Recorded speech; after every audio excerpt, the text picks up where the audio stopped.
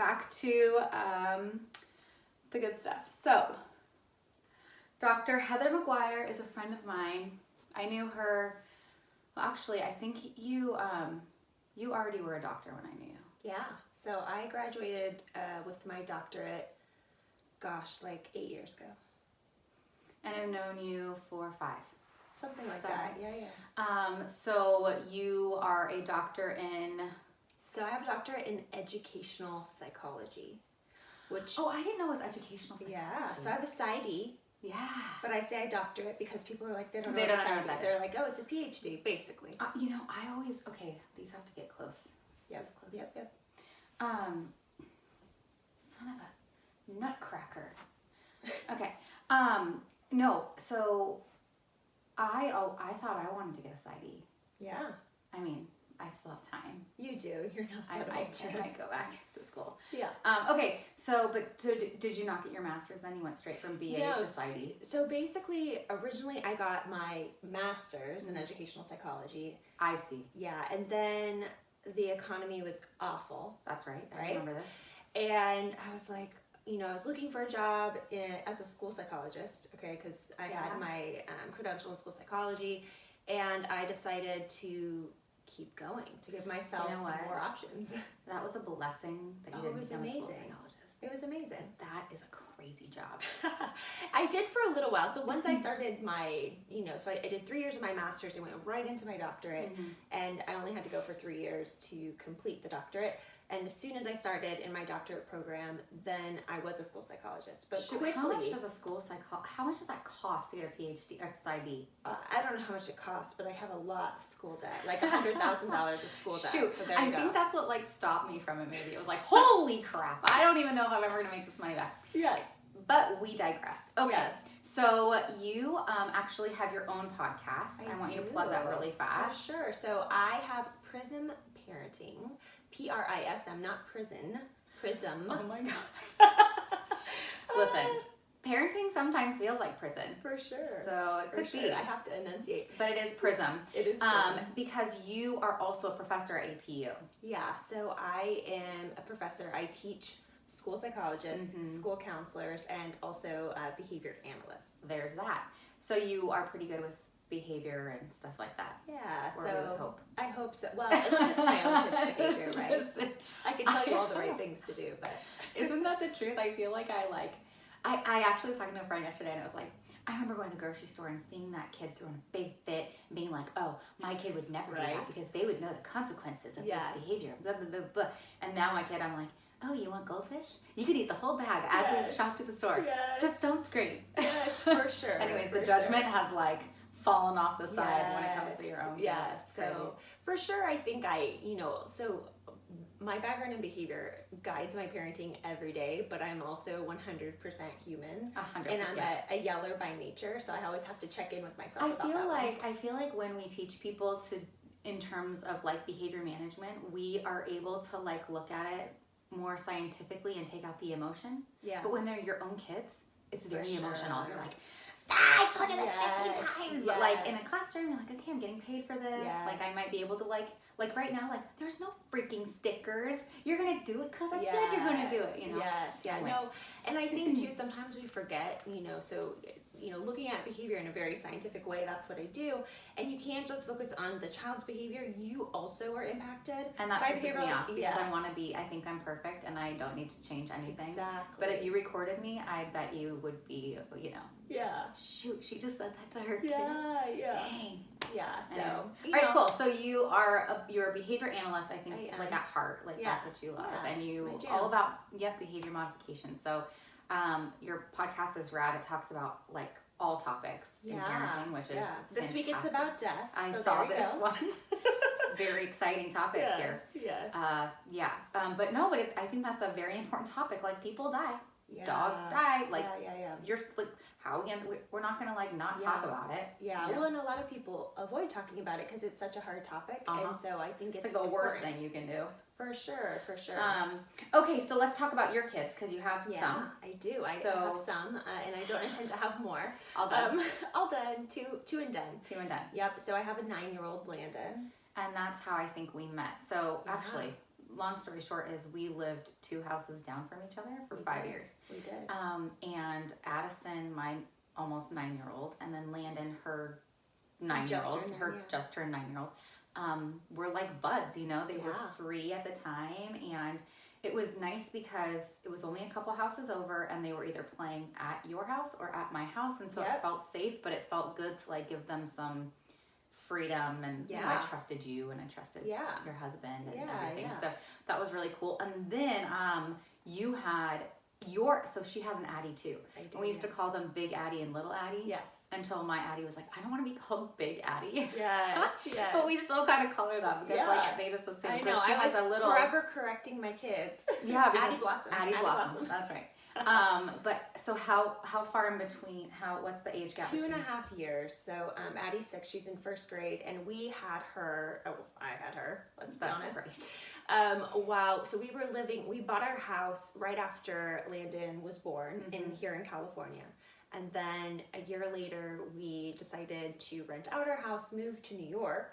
Because that's what everyone does. Yeah. You didn't have enough on your plate. Right. Yeah. Moved there, got pregnant there, had Addie, and then moved back to California. I moved back into our house, which is what I meant. And we moved because Nate had an opportunity, my husband. How long have you been married? 15 years this summer.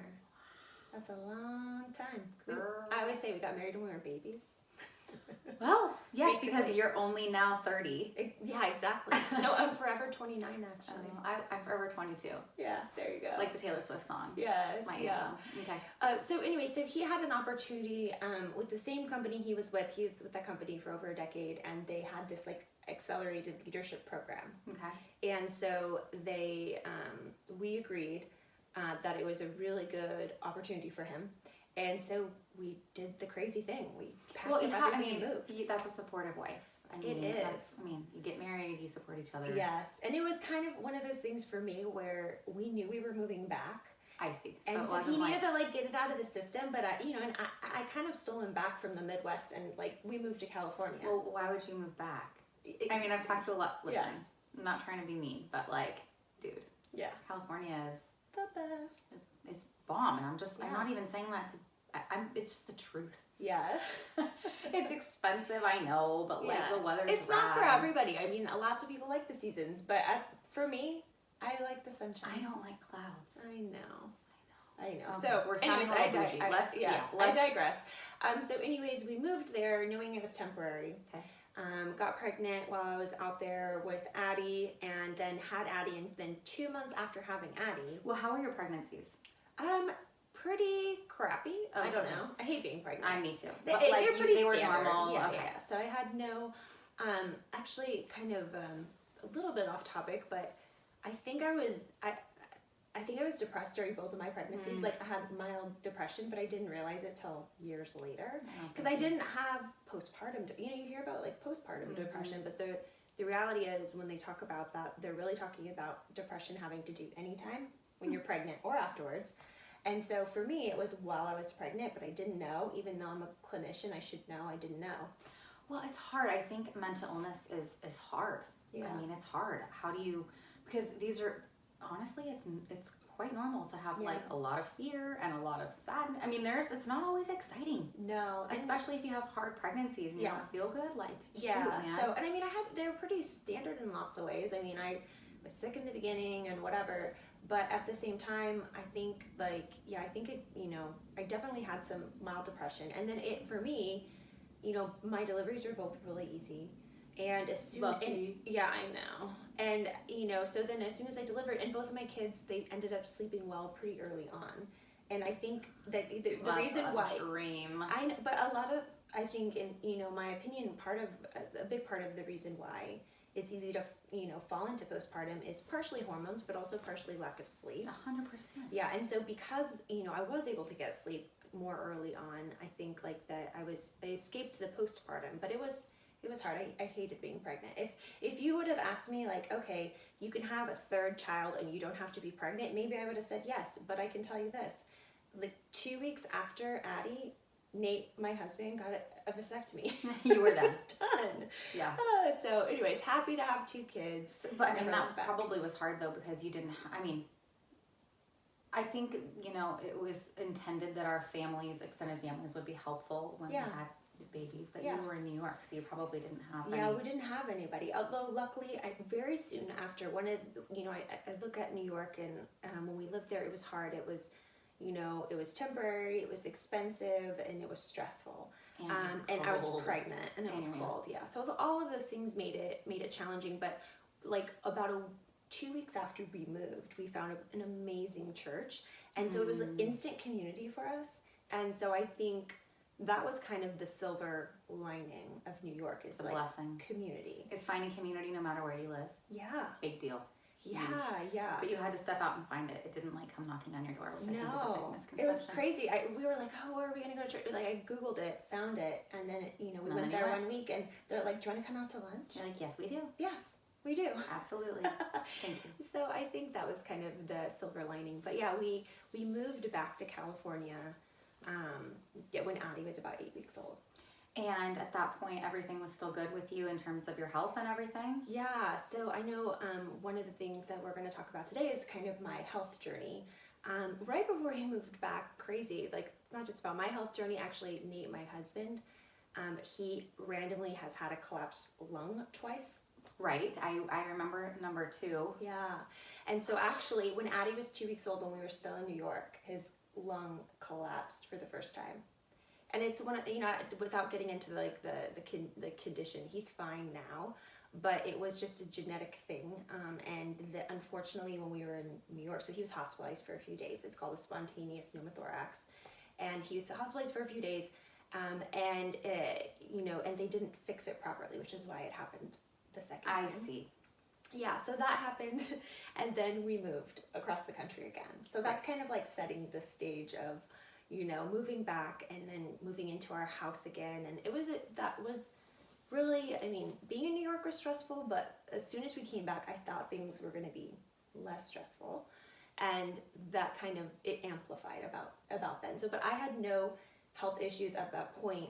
Although, when I was pregnant with Addie, my dad had told me that, so both of his sisters had breast cancer already. Okay. And the whole thing with like the breast cancer gene with Angelina Jolie coming out and having what's called a prophylactic double mastectomy, which is really a preventative double mastectomy, that was just going on. And I had heard about that. Okay. And then my dad told me that he tested positive.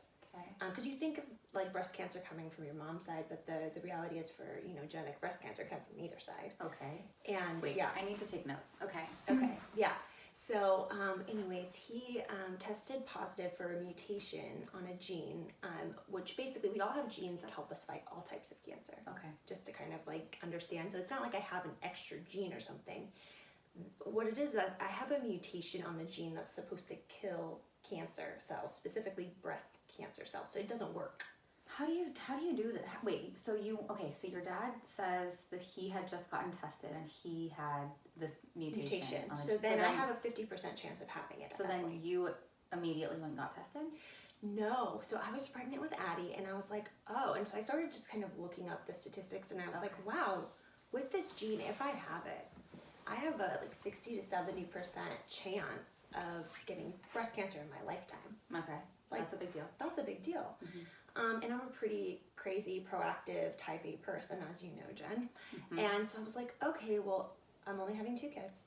And so I'm going to breastfeed, but I don't tend to breastfeed for very long. That's another thing I hate doing is breastfeeding. I love my kids. Too. Oh, I could talk about that for an hour just by itself. Wait, for real? Like the shaming of the moms who don't breastfeed is like horrific. Yes, we could do a whole podcast on that. We could. And for me, I found value in it, so I did it. Although I was one of the moms who I primarily pumped and then used bottle. But anyways, I was like, okay, I'll probably breastfeed for 6 months maximum. And when I say that, I was also supplementing. Mm-hmm. And then I was like, after that, I'm going to get tested. And then if I test positive, I'm going to have a prophylactic or preventative double mastectomy. You just knew it. I just knew it. Making it happen. Exactly. Okay. So that was the crazy thing, because then So fast forward, we're back in our house. Okay, you're in California. We're in California. I just got a new job. I got kind of like my dream job. I'm the regional director for this company for kids with autism. And I got it, I'm excited. I'm just done breastfeeding. It's like January or February. And I'm falling asleep one night. And Nate's already asleep. I'm half asleep. And then I don't even know. But all of a sudden I'm like, there's a lump in my breast. I woke Nate up and I was like, is there a lump in my breast? And I woke Nate up. I'm like, what is this? Wait, hold on. Were you still breastfeeding? No, I just done. You had just, okay, because I go to clogged duct or whatever, but you were done. No. I was done breastfeeding and I thought it could be a clogged duct too. You know what I did in the middle of the night? I went and got my pump. And started and I tried to pump it out. I tried to feel, I freaked out. How big was this lump? Like the size of a pea, but maybe smaller than that. But how did you feel it? I don't even know. I don't know. It's for me, this whole thing, this story is crazy. And for me, it's God was working in this situation in my life. I don't know. It was definitely a spiritual thing because I wasn't looking I don't check my breast for lumps. I know, me neither. Yeah, well, I mean, no, I do. Oh, sorry. We'll go there later. You can come and do mine right now. We should have a full-blown check. If you could see us on camera, because you were just touching our boobs.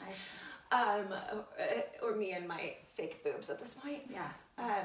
Me too. So anyways, I was like, that's weird. And so I said, Nate's like, well, you should just he's like, it's probably nothing, but you should make an appointment. And I was gonna make an appointment anyway. So make an appointment with my OB. Mm-hmm. And I was like, hey, I want to get genetic testing done. Mm-hmm. And by the way, what's this? Mm-hmm. And by this point, I kind of had talked to myself off the ledge a little bit. How long did you have to wait to get to that appointment? I have really good insurance, okay. And I feel really fortunate about that. I have PPO insurance, and I got right in. It was fine, and not everybody has that. Right, because that is torture, right? Having to wait. So everything about this though is still waiting, and that is torture. I can almost handle anything as long as I know. And it's the not knowing. I know. Because this happened in January and I had my mastectomy in April, right? So there's still this process. Okay, yeah. So I go see him and I was like, I want to get, check this. And he's like, this is probably, you know this. I had already had breast augmentation at that point. And so he's like, well, it could just be your implant, right? And it could be scar tissue. He's like, but we'll set up also, you should get an ultrasound and an MRI just in case. Okay. So, I'm like, okay, go and set that appointment. So that takes a while for sure. So then I think we're fast forwarding maybe a month later because you can only do it certain times in your cycle and whatever, okay? So I get that done. And they're like, yeah, we see what you're talking about. We don't really think it's anything. Okay.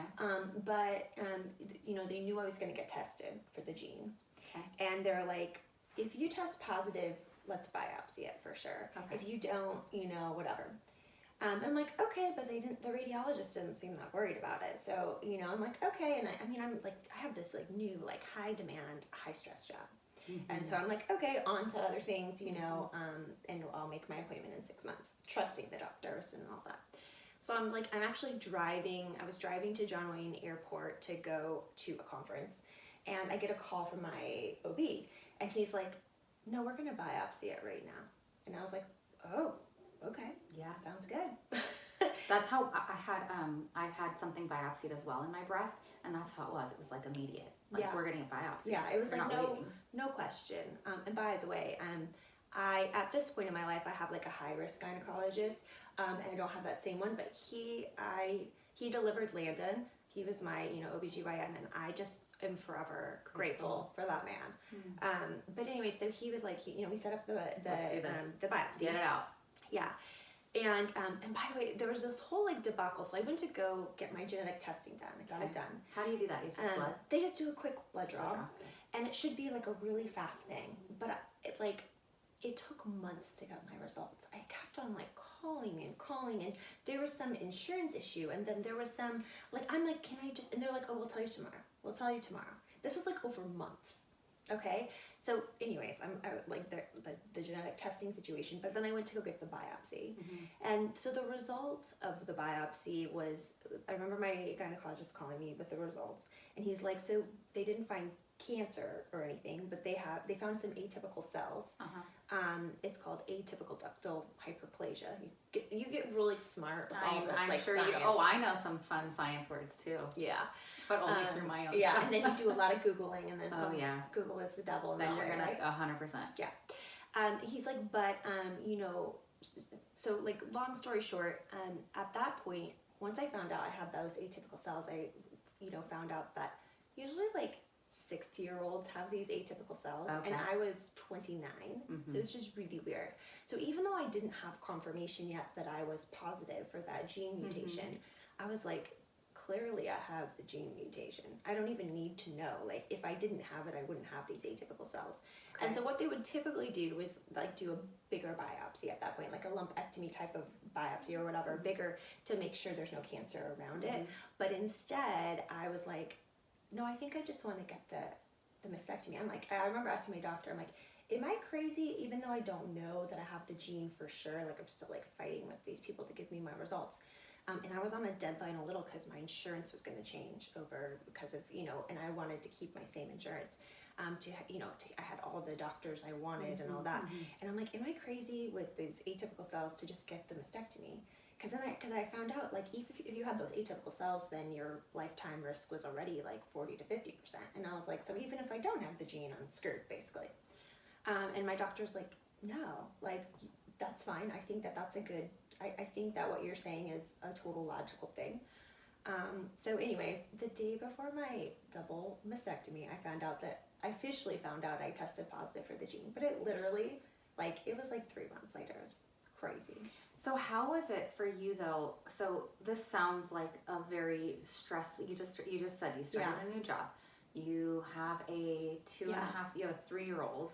Yeah, so I have a kid in preschool with a language delay, you know, and that's hard enough. Love Landon, and recently this year he was diagnosed with ADHD, so he has always had some, behavior challenges, and then add in kind of that language delay initially, and so he's a sweet kiddo, but he was not an easy 3-year-old, okay, and then I have a baby. How old is this baby now? So Addie was, when I had my surgery in April, she was like 9 months old.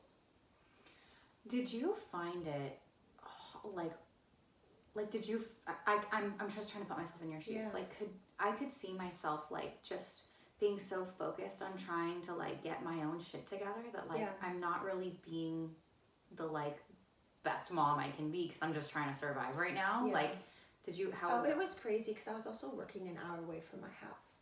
And so it was, I kid you not, like, I don't remember this year of my life other than these, like, the details that I'm sharing today about, like, I don't really remember parenting that year. And, like, I do remember this. So, by the way, so basically what happened after the mastectomy, and I'm recovering, it takes a few weeks to recover from a mastectomy. A few days later, my doctor calls me, and I entered the surgery thinking it was at least, like, maybe a 5% chance that I would have breast cancer. Found out after the fact that, oh, lucky me, I did have breast cancer. I didn't need like radiation or anything like that, although I did end up having to have a quick second surgery a week after my initial surgery so they could get clean lines. Yeah, it was crazy. Wait, they went in and took out all the breast tissue and then they had to go back? So interesting, when you get a preventative mastectomy, it's a little different because they shell out like your tissue on the inside, but they leave your tissue on the outside. Okay. And then, as soon as, but the thing is, and the reason why I felt that lump was it's very close to the surface of my skin. I see.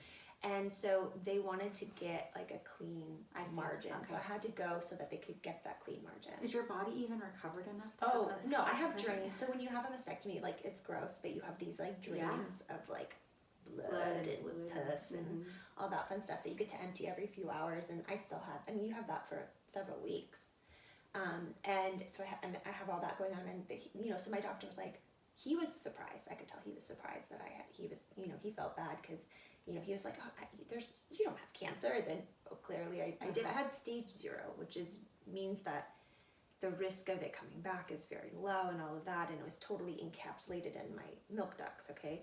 And when I had that second surgery, the lines were fine. They didn't find anything, and it was good.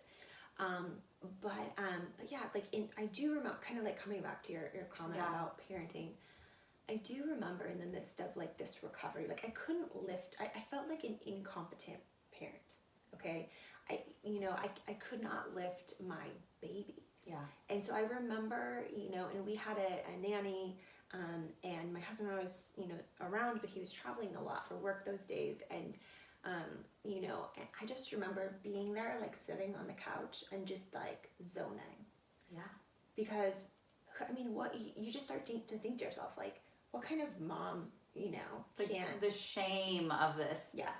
And so you isolate. Yeah. Because you're like, well, and I mean, could I have, in each of those moments, I could have been like, hey, Nate, can you get Addie and put her on my lap? But then I just felt stupid. Like, why can't I, so I at the time, I just remember just distancing myself as a parent. Like numbing out. Yeah, numbing out for sure. And so, it's complicated, but I ended up having, so I didn't have to have further treatment, but in the series of like 9 months, I had 6 surgeries. Wait, then what? So I was always having surgery or recovering from a surgery, basically. Okay. So because when you have the BRCA gene, then you're also at risk for ovarian cancer, which is very deadly. And so I was like, well, screw that shit. Like, take them out. Okay. Yeah, so I got those taken out. And then, usually when I don't know, they found like a random cyst in my neck. They're like, we want to take that one. Like anytime, so if you go through a traumatic health situation, anything, like I could get like a freckle on my arm and think it was cancer, Oh, yes. Yeah.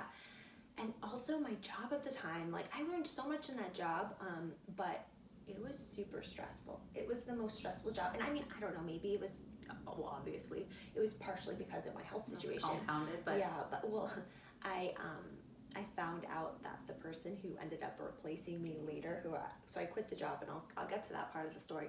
I mean, not that I feel like happy that this happened to the guy, but the guy who replaced me, like, started having panic attacks. I'm sure. Because the job was stressful. So stressful. Yeah. So anyways, yeah, I like that year of parenting. And so kind of like the crux of the situation was like this. So, the initial mastectomy was in April. I had a surgery. I had a few surgeries like between then and like during that summer. Okay. September, I found out that our nanny, who is basically like my, child, she'd been our nanny for several years. How old was she? Like low 20s. Okay. But she was like a friend to you too, right? She was. I mean, she lives with you guys. For sure. Helped you in this she time. She did. With Addie. We found out she was stealing from us. And that, like, I mean, the money part, is annoying. But it's just like the feeling, like I was going through all this, and then the person who, like, I trusted more than almost anyone, right, was stealing from me. That's so violating and so painful. It was very, and I mean, to this day, like, you would think I would hate her. I don't hate her. Mm-hmm. No, it was really sad. So I suspected it. And then I kind of like had confirmed it before I even talked to her. And then once she kind of admitted what happened, it was just, I love you, but we're done. Yeah, like you can't. Yeah, and so we let her go, and then I tried to find a replacement for her, and again in the midst of this surgery and that surgery. So the first replacement ended up like moving to our area to be our nanny, and then she got like homesick, and so she moved back. And then the second person basically ended up changing careers. And so this is like, and I had only started the job, like this job, I only had it for a year. I had started it in January. And I just remember like kind of like that pinnacle moment for me was that Landon was playing on the floor. So we had just had heard from this, there's the nanny who stole, the next nanny, and then the next nanny. This third nanny was like, had just said, had given us her notice. And she'd only been with us for like a month or two, and she like was like, oh, I want to do this other type of job. And I'm like, oh, okay. And Landon was playing with her on the floor, and he couldn't remember her name. It was like, he's like, hey, and he said our first nanny's name, and then he said the second nanny's name. And then like, that was like such a defining moment for me, because I was like, and I've always been super type A, and I have a doctorate, and had Landon during my doctorate program, and I was doing all these things, and I'm like, I'm gonna quit my job. Like moment, I just knew I needed to. And everybody who knows me was like, you're doing what? Yeah, totally. It was a total crazy thing. But I remember telling Nate, and he's like, what? Yeah, I already told you how much like school debt I have. I went to college for 10 years. And I mean, by the way, I never completely like quit. The company who I quit on good terms with, and they hired me to do some assessments. So I got to play, instead of just like hiring and firing people, which is like a lot of what I was doing, I got to play with little 2-year-olds with autism, right? And then I was an adjunct professor already. You weren't leaving your family high and dry. No. Right. No. But so like Landon's sitting on the floor and he like doesn't even, like he's basically being raised by these nannies and you're like, wait a minute. What is like, going what is on? happening? Like, I just need to take, and so in that moment, like in hindsight, I needed to heal like physically. Absolutely. Yep. I needed to heal like emotionally. I was having heart palpitations and anxiety, and not that like I never have anxiety, but like I never had the physical symptoms. Right. This was very heightened. Yeah. And then like spiritually I was disconnected, and then like, you know, just like with my kids, I it felt like I had missed that entire year of their life. Yeah. And so I was like, I quit. I'm done. I'm going to quit. Yeah. And, you know, unfortunately, I have a very supportive husband. And once he kind of got over the initial, like, you're doing what? Because everybody was surprised. He was like, okay. Yeah, we're going to make it work. We're going to make it work. And honestly, and, you know, I always joke around, like, you know, I mean, I love my kids. I was working part-time. I was home part-time. And, I mean, I always say, like, you know, I love being with my kids, but it's way harder to stay home with them than to go to work. Very difficult. You know, the thing is about staying home with your kids, and then like going to work is easy. The problem is most moms like me and you, because we're so type A, and we do it all. So not only are you working full time, but then you're also doing the grocery shopping and the laundry and the cooking and the this and that. So it's like having 2 full-time jobs because no one really helps on the other end. Right. So I mean, but being at home is not easy because you don't get any validation. Your kids aren't like, wow, thank you so much for all your sacrifice today. It's like, I am hungry. You know, it's not like, and especially of littles, it's really tough. But yeah, you know, I feel a lot of moms, there's guilt no matter what you do. Yeah. Damned Stay if home, you do, damned if you don't. Stay home, you're guilty. Go to work, it's hard. It's all hard. Then you throw in health issues. Then you throw in marriage stuff. Jeez, it is hard, man. It is. And I feel very fortunate, like, you know, Nate, he's a very supportive husband, and he helps a ton. Yeah, but I mean, there have been times in his work life that he's traveled for like 8 weeks straight. Right. You know, single mom over there. And I'm like, oh, and it's like, you know, it's this like, he's home, he helps with everything, and then all of a sudden he's gone for 2 months. You know, I mean, he wasn't gone like actually, but he was home on the weekends. Yeah, but so it's a lot. It moms, I mean, gosh, I feel like it's a whole nother podcast talking about how moms are trying to juggle the love that they have for their careers and then the love that they have for their children, and how you're always feeling like you have to choose. Yeah. And when you pick your kids, you feel like you're not choosing yourself. Right. But then you're selfish for doing the work thing. I mean, I don't know. It's hard. It's all hard. But I think it was brave of you to reach a point. And now I feel like if you look at where your life is now, it was the right decision. Yeah, and it's one of those things where, I mean, it's not like I would like go back and be like, I'm so happy I had cancer. Like, obviously not. No, right. But at the same time, for me, that moment was such a defining moment in that year, and then where I went from there, you know. And by the way, a year after I quit my job, you know, or whatnot, I started working in the job that I have now. So it was a moment, it was a season, and I have a very flexible schedule now, but I technically have like a normal like full-time job. I'm a professor, and you know, but it was that season of, you know, needing to take care of myself, needing to focus on my kids, and you know, I don't think, not that I would want to have cancer, but I feel like that was all the decisions that were made after that, and you know, where my life is today, I, look back and see the good in the midst of all that struggle. I mean, if you can't find goodness out of that crazy, Yeah. then you'll go insane. I mean, Yeah. I think that being able to look back and see all of those positives, like how now you were able to spend more time with Addie, even though you kind of lost that, handful of months in there, you're kind of making up for it, being able, and that's a choice that you made. Like, I'm choosing to stay home, even though it's really hard. Yeah. But like, I want to be there for my kids, and I'm seeing the, and that's the thing with health, right? Like, you get down to the nitty gritty, what really matters and what really doesn't. Yeah. And family really matters. Yeah, I think that's a really good point because, like, for example, what is like consuming my stress these days? It's like, oh, we're redoing our floors. Should I pick this wood or this wood? Right? Uh-huh. But then the moment you have an issue with your health or someone in your family's health, like, none of that matters. 100%. Sometimes it's a blessing to have something like that happen because it puts things into perspective very quickly. It does. If you could give anybody, like, I don't know, any advice or any hope or anything that maybe they're going through something like this where they feel like their life is falling apart at the seams. I mean, it's health, and then it's the job, and then it's the kids, and then it's the this, and do you have any advice or anything you could share? I mean, I think that life is full of seasons. And so when you're in the midst of a really challenging season, it feels like it's just forever. It does. And for me, that was like a long season of hardship.